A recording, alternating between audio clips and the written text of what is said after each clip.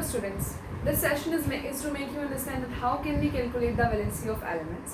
वैसे तो ये एलिमेंट्स वाला जो चैप्टर है या फिर हम बोल सकते हैं जो वैलेंसी वाला टॉपिक है वो क्लास 7th में है, लेकिन हम क्लास 8th के लिए भी एक कॉमन एक वीडियो है जो आप दोनों क्लासेस के लिए है, for the class 7th and also for the class 8th. Valency calculate कैसे करते हैं, कौन से डिफरेंट टाइप के एलिमेंट्स प्रेजेंट हैं, कौन से एलिमेंट्स हमें नॉन है, उन एलिमेंट्स की एक स्टडी करना कि किस तरीके से वो रिएक्ट करते हैं, कौन गेन इलेक्ट्रॉन का गेन करता है, कौन इलेक्ट्रॉन लूज़ करता है, वो सब हम इस वीडियो में पढ़ने वाले हैं. इस पूरे सेशन में आज हम वही चीज़ करने वाले हैं. 8th क्लास में भी मेटल नॉन मेटल हमारा चैप्टर चल रहा है, उसमें भी हमारे थोड़े बहुत टॉपिक्स आ रहे हैं कि इलेक्ट्रॉन गेन होता है, इलेक्ट्रॉन लूज होता है, तो वहाँ पर थोड़ी डिस्टर्बेंस हो रही है. जैसे मैंने लास्ट सेशन में बोला था कि आपको मैं अलग से एक वीडियो में बताऊँगी, उसी तरीके से 7th में भी ये वैलेंसी वाला टॉपिक कॉन्टिन्यूस है, वहाँ पर हमें वैलेंसी भी पढ़नी है और हमें केमिकल फार्मूलाज पढ़ने हैं, किसी भी कंपाउंड का हम फार्मूला कैसे बना सकता है वो सब पढ़ने हैं, तो वो हम इस वीडियो में आज कवर करने वाले हैं. So let's start with the topic how can we calculate the valency of the elements. Before that we will learn what are the different elements present. वैसे तो हमने तो डिस्कस किया था कि 118 एलिमेंट्स आर नोन. टोटल हमारे 100 elements कितने हैं, नोन हैं. जितने भी एलिमेंट्स हमारी पूरी पीरियोडिक टेबल है, there is a periodic table which looks like something.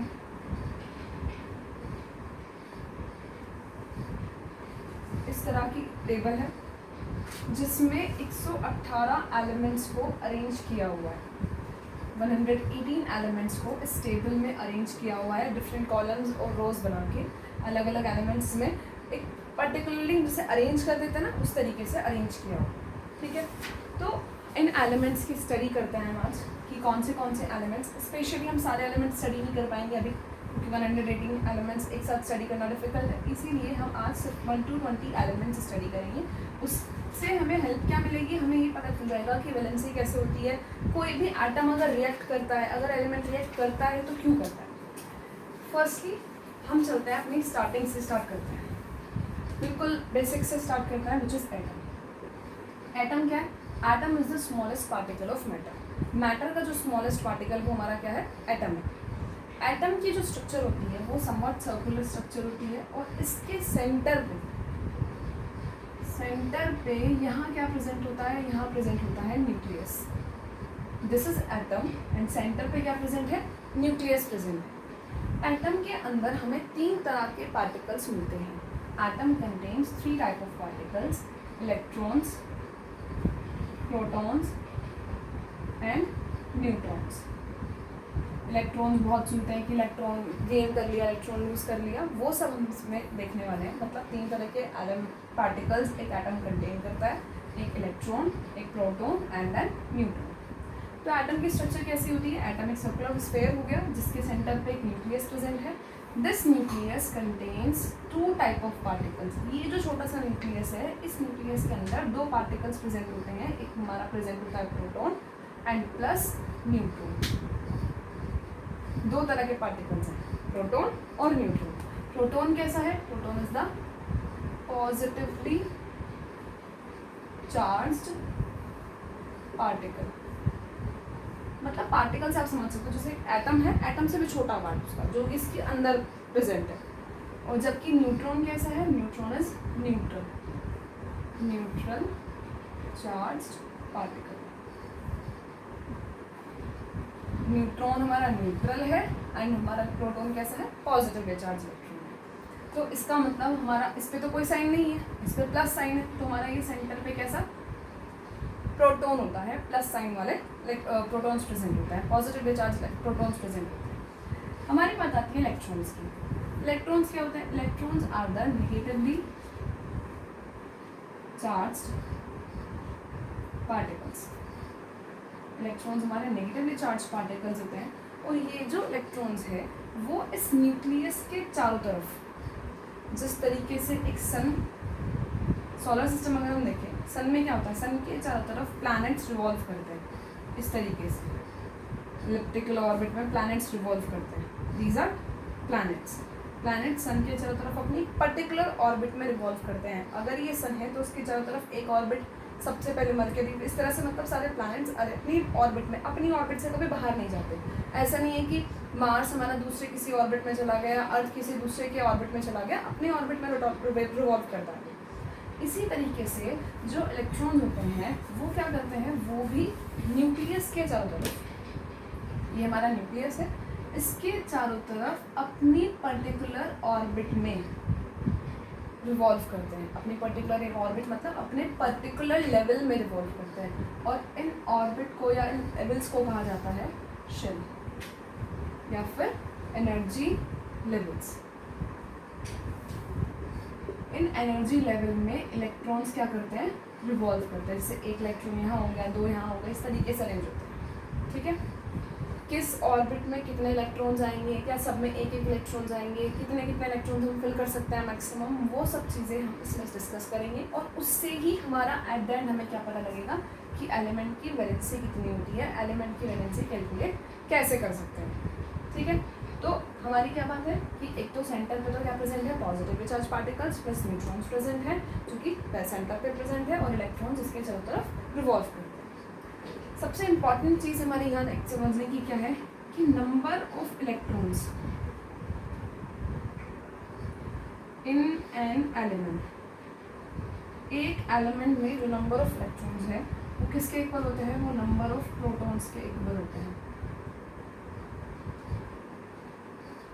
मतलब क्या है इसका स्टेटमेंट का कि अगर एक एटम में 10 प्रोटॉन प्रेजेंट है, पी पॉजिटिव करके इसे रिप्रेजेंट करता है, अगर एक एटम में 10 प्रोटॉन्स प्रेजेंट है then it is necessary that it contains 10 electrons. वो क्या कंटेन करेगा, 10 इलेक्ट्रॉन्स ही कंटेन करेगा। नंबर ऑफ प्रोटॉन्स और नंबर ऑफ इलेक्ट्रॉन्स हमारे क्या होने चाहिए, एटम में इक्वल होने चाहिए। क्योंकि देखो प्रोटॉन पे साइन कैसा है, प्लस साइन है, तो प्लस 10, इलेक्ट्रॉन्स पे साइन कैसा है, माइनस, मतलब -10। तो ओवरऑल क्या हो जाएगा, न्यूट्रल हो जाएगा, जीरो हो जाएगा। इसीलिए चार्ज को जीरो करने के लिए, चार्ज को जीरो करने के लिए मतलब न्यूट्रल करने के लिए क्या किया जाता है, जितने भी इलेक्ट्रॉन्स होते हैं एटम में उतने ही प्रोटॉन्स प्रेजेंट होते हैं। और जो प्रोटॉन्स हैं वो हमारे किसके इक्वल होते हैं, and these number of protons are equal to atomic number. Atomic number is nothing but the number of protons present in an element. एक एलिमेंट में जितने भी नंबर ऑफ प्रोटॉन्स प्रेजेंट होंगे उसका एटॉमिक नंबर होता है।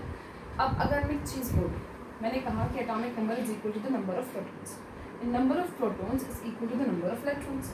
तो इसका मतलब तो ये तीनों चीज़ आपस में क्या हो गई, इक्वल हो गई इक्वल। मतलब हमने कहा कि number of electrons number of protons के इक्वल है और number of protons atomic number के इक्वल है। दैट मीन्स ये तीनों चीज़ आपस में क्या है, इक्वल है, एक कोरिलेशन स्टैब्लिश कर रही है। तो ये भी हमारा एक इंपॉर्टेंट पॉइंट है जिससे हम बाकी एलिमेंट्स को स्टडी करेंगे। तो हम अपने मेन पॉइंट पे आते हैं। ये सब एक एटम की स्ट्रक्चर थी, एक हमारा हमने बेसिक समझा कि हम वो पढ़ने वाले हैं, तो स्टार्टिंग से ले लेते हैं। अब हम करने वाले हैं एलिमेंट्स। हम एलिमेंट्स जब भी करते हैं, एलिमेंट्स को जब अरेंज किया जाता है वो उनके एटॉमिक नंबर के बेसिस पर अरेंज करते हैं, उनके इंक्रीजिंग एटॉमिक नंबर के ऑर्डर में अरेंज होता है। मतलब सबसे पहले हमारा आता है हाइड्रोजन। हाइड्रोजन जो एलिमेंट है उसका एटॉमिक नंबर हमारा कितना है, 1। दीज आर द एलिमेंट्स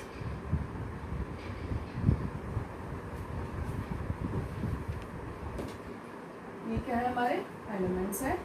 यहाँ पर हमारे एटॉमिक नंबर लिखे जाएंगे एंड दीज अब यहाँ पर लिखेंगे इनके सिंबल्स। ठीक है, फर्स्ट एलिमेंट इज हाइड्रोजन, इसका एटॉमिक नंबर है 1। सेकेंड एलिमेंट इज हीलियम, जिसका एटॉमिक नंबर है, symbol of hydrogen is H, capital H। Symbol of helium is He। कि जैसे हम 7th क्लास में वीडियो में डिस्कस भी कर रहे थे कि एलिमेंट्स के सिंबल होते हैं, तो ये वही सिंबल्स हैं। एलिमेंट्स के सिंबल्स हम फर्स्ट लेटर से भी डिनोट कर सकते हैं और फर्स्ट और सेकंड लेटर से भी डिनोट कर सकते हैं और उनके लैटिन लैंग्वेज से भी उन्हें हम डिराइव कर सकते हैं, निकाल सकते हैं। लेकिन सबके एलिमेंट के सिंबल्स फिक्स है, you have to learn that. Third is lithium, beryllium, boron, carbon,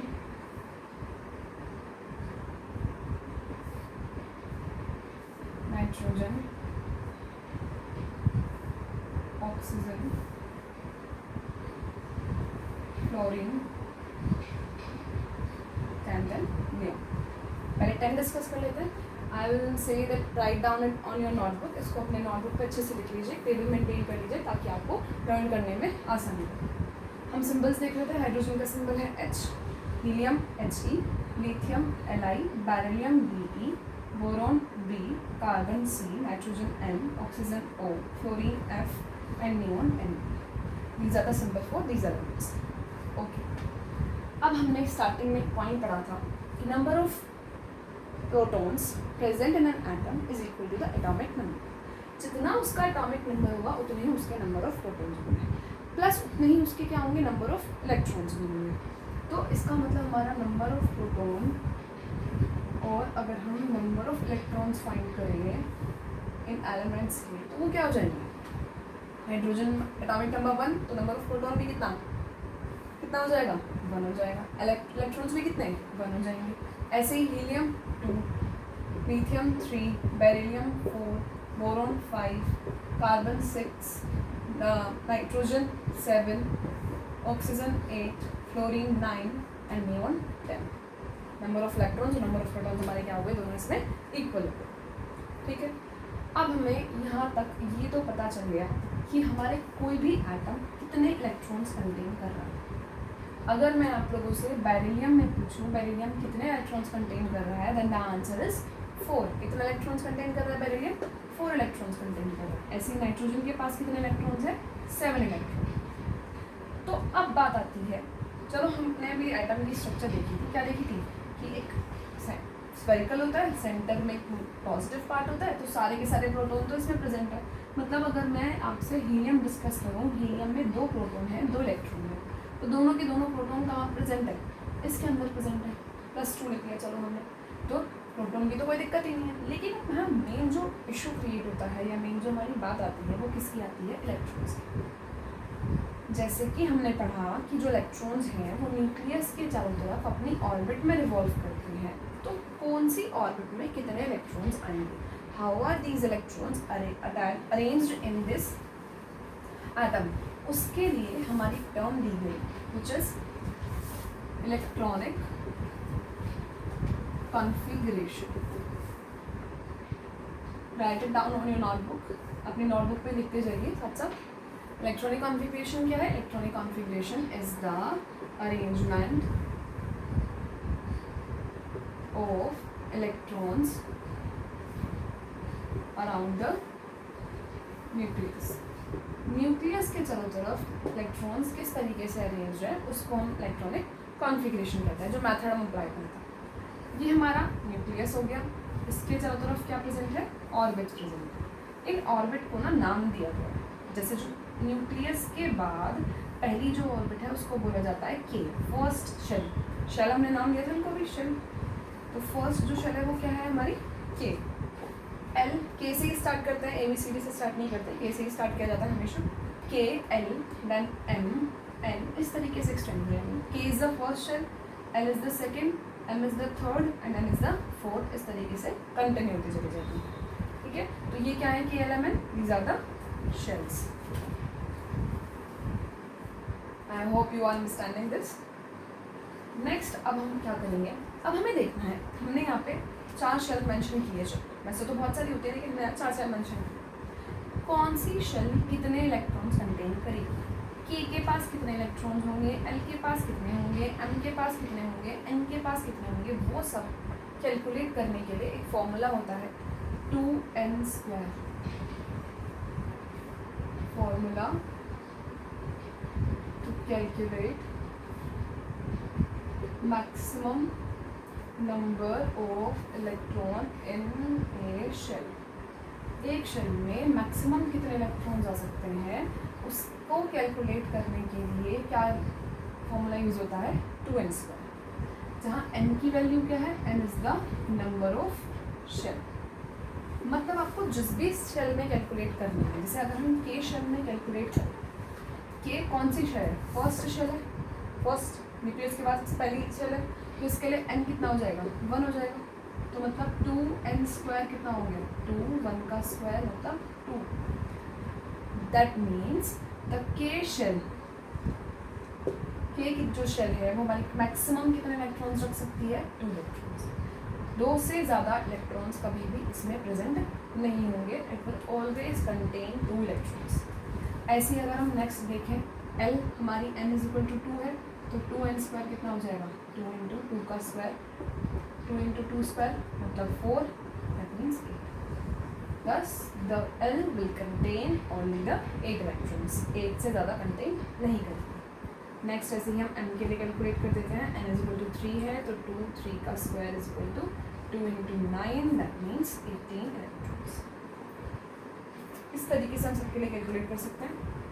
तो हमारा यहाँ एक कन्फ्यूजन निकल जाता है कि हमारी जो k है, इसे अगर मैं यहाँ लिख लेते हैं तो k L m n, k maximum 2 electron रख सकती है, L मैक्सिमम 8 इलेक्ट्रॉन रख सकता है, m मैक्सिमम 18 रख सकता है, और n के लिए अगर आप कैलकुलेट करोगे तो इट विल कम 32। हमारा जो m है वो कितने इलेक्ट्रॉन्स रख सकता है? 32। So let's start filling these electrons. Number of electrons हमारे हमें पता है। हाइड्रोजन के पास 1 इलेक्ट्रॉन है। अगर हाइड्रोजन के पास 1 इलेक्ट्रॉन है तो वो एक ही रखेंगे। वो 1 इलेक्ट्रॉन कहाँ एंटर हो जाएगा? इसमें यहाँ पर लिखा जाएगा। उसके पास 1 इलेक्ट्रॉन है तो एक ही इलेक्ट्रॉन कहाँ चला गया? उसका के शेल में चला गया। अब हीलियम जो है उसके पास 2 इलेक्ट्रॉन्स हैं, 2 इलेक्ट्रॉन्स कंटेन कर रहा है, और के में मैक्सिमम कितने इलेक्ट्रॉन्स आ सकते हैं? 2 इलेक्ट्रॉन्स आ सकता है। दैट मीन्स के में कितने चले गए? 2 इलेक्ट्रॉन्स चले गए। देन अगर हम लिथियम में देखें, लिथियम कंटेन 3 इलेक्ट्रॉन्स। लिथियम के पास 3 इलेक्ट्रॉन है, लेकिन के में कितना आ सकता है? सिर्फ और सिर्फ 2 इलेक्ट्रॉन। तो 2 तो हमने के में फिल कर दिए, लेकिन अब बचता है कौन सा? 1 इलेक्ट्रॉन बचा हमारा। 1 इलेक्ट्रॉन कहाँ जम कर जाएगा? 1 इलेक्ट्रॉन नेक्स्ट पोजीशन में चला जाएगा। मतलब 2 तो रखे के ने, और एल ने कितना रख लिया? 1 इलेक्ट्रॉन। ऐसे ही अगर हम आगे चलिए, बेरिलियम का देखिए, बेरिलियम कितने इलेक्ट्रॉन्स करता है? 4। तो के पास तो 2 ही आने हैं, लेकिन बाकी बचे हुए कहाँ चले जाएंगे? नेक्स्ट शेल में। 2 इलेक्ट्रॉन्स। ऐसे ही यहाँ 5 है तो कितना हो जाएंगे? 2 3। आगे बताइए, इसका नोटबुक पे लिख के देखिए अपना। 6 है तो 6 में 2 इलेक्ट्रॉन्स तो के पास जाएंगे। बचे हुए कितने इलेक्ट्रॉन्स हैं? 4 इलेक्ट्रॉन्स। तो 4 इलेक्ट्रॉन्स कहाँ आएंगे? यहाँ जाएंगे। नेक्स्ट ये हो जाएगा 2 5, नेक्स्ट 2 6। देखो आप, 7 है तो 2 और 5, 8 है तो 2 और 6। अभी हमारा L 8 इलेक्ट्रॉन्स कंटेन कर सकता है, तो इसीलिए हम 2 से ज़्यादा चले गए यहाँ पर। ऐसे ही फ्लोरीन 9 है तो 2 7, नियॉन 10 है तो 2। अब मैं अगर 11th लिख देती हूँ, सोडियम, 11th एलिमेंट है सोडियम, जिसका सिंबल है हमारा Na। अगर मैं सोडियम के लिए देखूँ, सोडियम के पास 11 इलेक्ट्रॉन्स हैं, 2 तो हमारे के में फिल हो गए। हमारा जो L है वो 8 रख सकता है मैक्सिमम, तो हमने 8 भी लगा दिए इसमें। कितना हो गया टोटल? 10 इलेक्ट्रॉन्स। 2 + 8 10 इलेक्ट्रॉन्स। तो बचा हुआ 1 इलेक्ट्रॉन कहाँ चला जाएगा?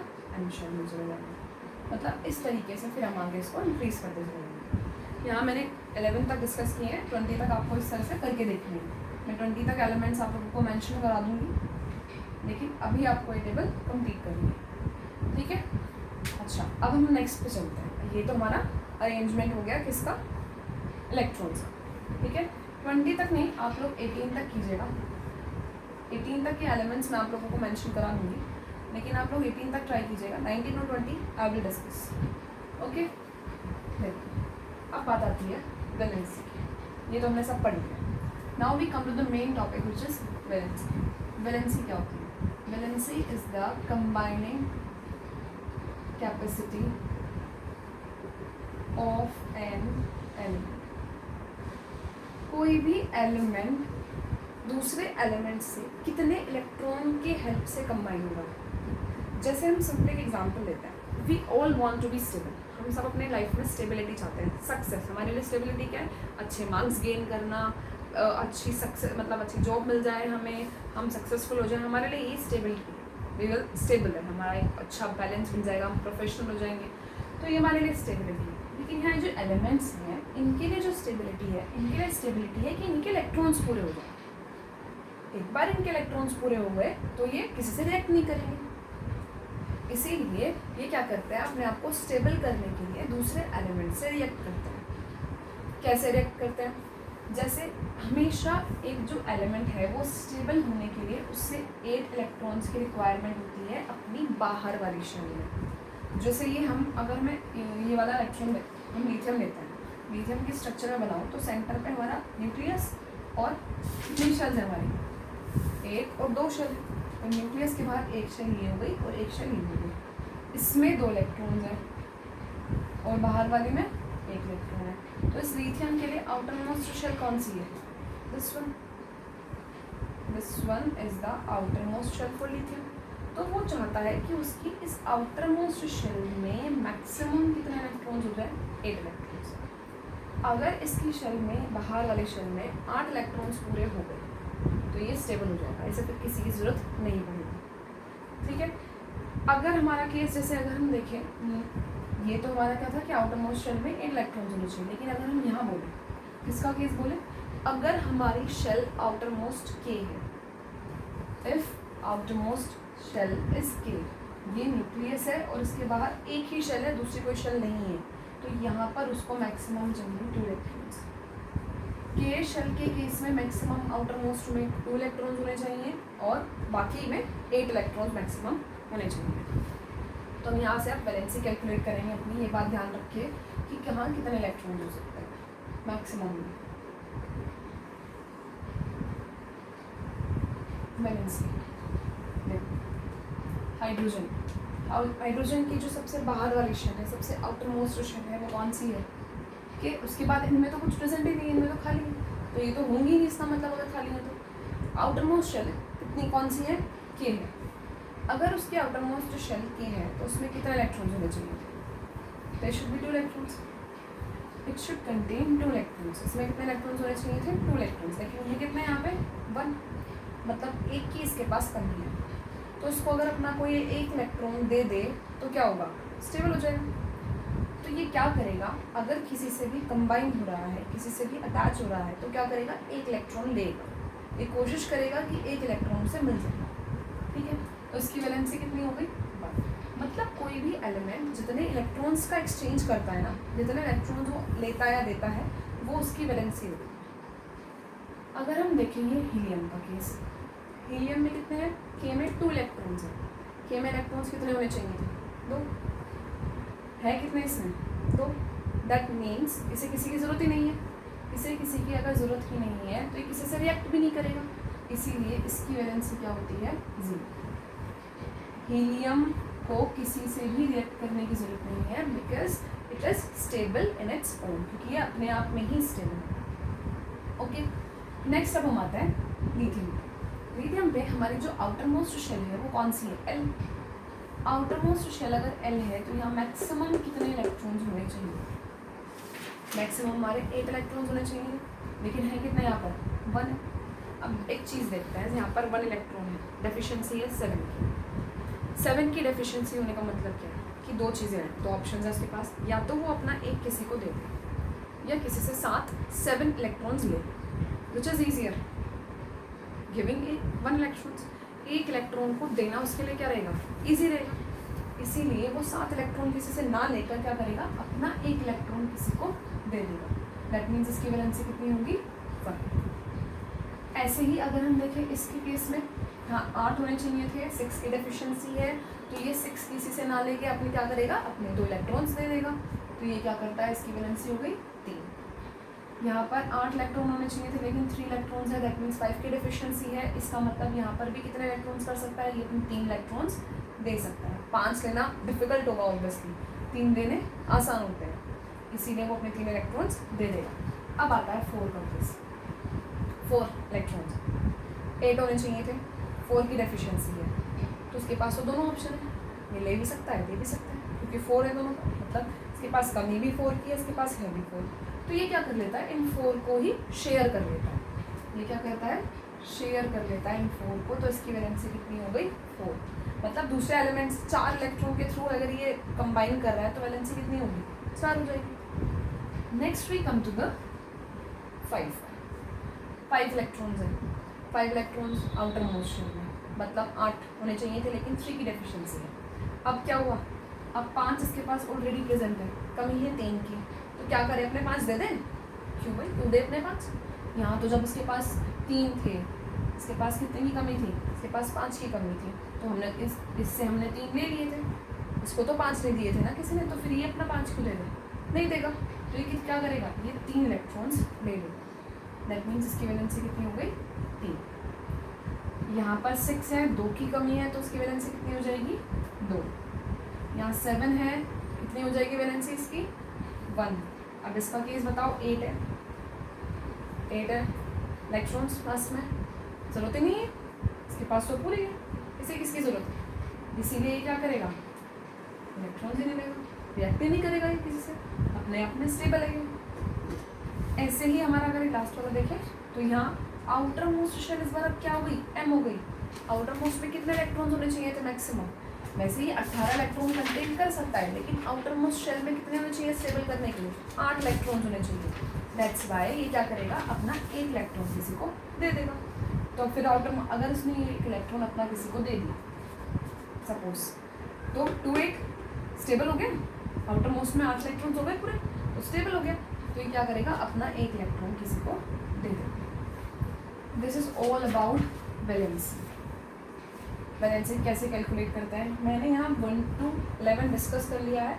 अब हमारे सिर्फ कुछ एलिमेंट्स बचे हैं 12 to 18।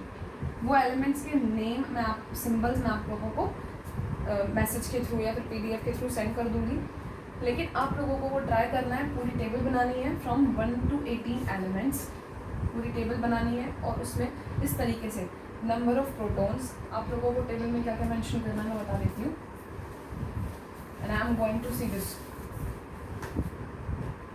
जैसे सबसे पहले एटॉमिक नंबर, फिर element, then symbols, then number of proton, number of electron, electronic configuration, मतलब वो KLMN में,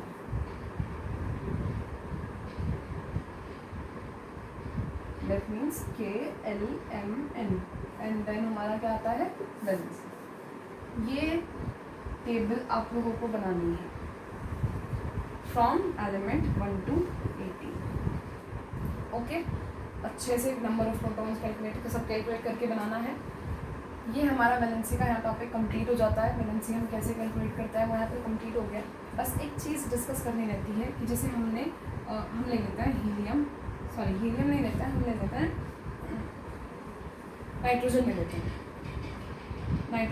हैं, या फिर हम सोडियम ले लेते हैं, 2 ले लेते हैं, नाइट्रोजन और एक सोडियम। नाइट्रोजन का एटॉमिक नंबर 7 होता है, इसकी कॉन्फ़िगरेशन 2 और 2 पहले में भरे, फिर बचे हुए कितने नेक्स्ट में 5 पे चले जाएंगे।